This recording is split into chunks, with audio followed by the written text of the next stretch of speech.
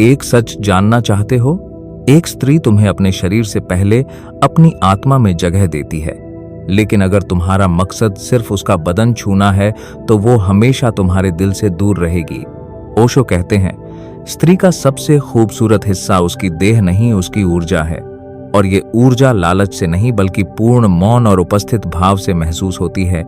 सोचो, क्या तुमने कभी बिना छुए सिर्फ उसकी आंखों में उतरकर उसके भीतर प्रवेश किया है? स्त्री को पाना एक युद्ध नहीं, एक ध्यान है। वो फूल की तरह है, जितना खींचोगे मुरझा जाएगी, लेकिन अगर उसकी खुशबू को बस महसूस करो तो वो खुद तुम्हारे लिए खिल उठेगी। याद रखो, स्त्री को पाने का मतलब है खुद को खो देना, अहंकार छोड़ना और बहाव में बह जाना।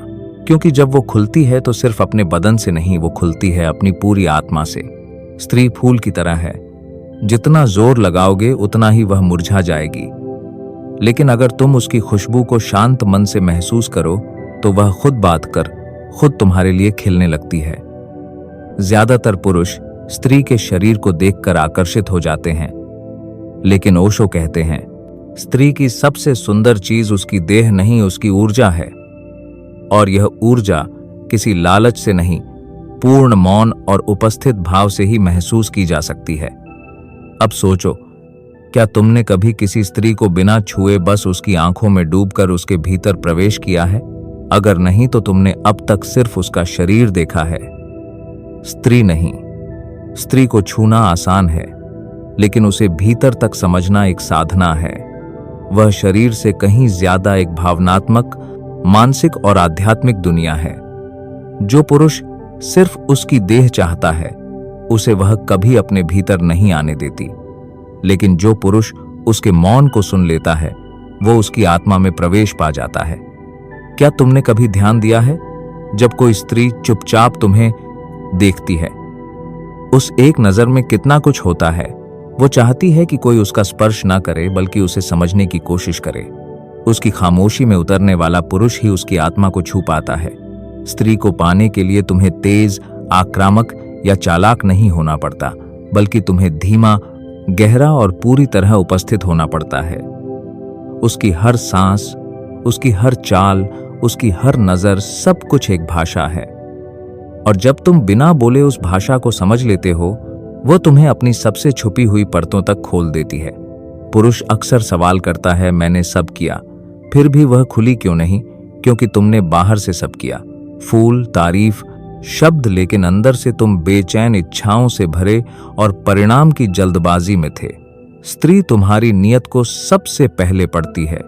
वो जानती है कि तुम उसकी आंखों को देख रहे हो या सिर्फ उसके शरीर को। वो महसूस कर सकती है कि तुम उसे महसूस करना चाहते हो या इस्तेमाल करना। और यहीं से शुरू होती है स्त्री की असली परीक्षा और पुरुष की असली परख। ओशो कहते हैं, स्त्री द्वार है प्रेम, ध्यान और परमात्मा तक पहुंचने का, लेकिन यह द्वार लोहे का नहीं, फूलों से बना है।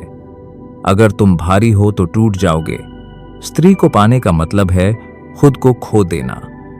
तुम्हें अपने अहंकार को छोड़ना होगा।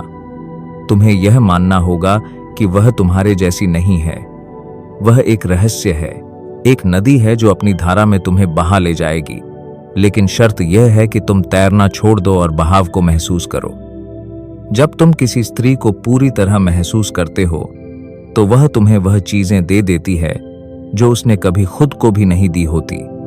उसकी आंखें एकदम नरम हो जाती हैं, उसकी आवाज में कंपन आ जाता है। वो तुम्हारे साथ वैसे जुड़ती है जैसे आत्मा आत्मा से, और यही जुड़ाव है जो किसी भी स्पर्श से कई गुना गहरा होता है। तो अगली बार जब तुम किसी स्त्री से मिलो तो उसे छूने की नहीं, महसूस करने की कोशिश करना। उसकी आंखों में देखना, बिना किसी इच्छा के उसकी बातों को सुनना, बिना उत्तर दिए उसके पास रहना, बिना नियंत्रण की कोशिश किए। तब तुम देखोगे कि वह अपने आप खुलने लगी है। उसका मन, उसका भाव, उसकी ऊर्जा, सब कुछ तुम्हारे सामने खुलने लगा है। और जब वह खुलती है तो केवल अपने बदन से नहीं, वो खुलती है अपनी पूरी आत्मा से।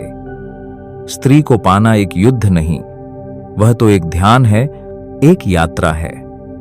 और अगर तुमने उसे बिना छुए महसूस करना सीख लिया तो तुमने सिर्फ स्त्री नहीं, खुद परमात्मा को छू लिया।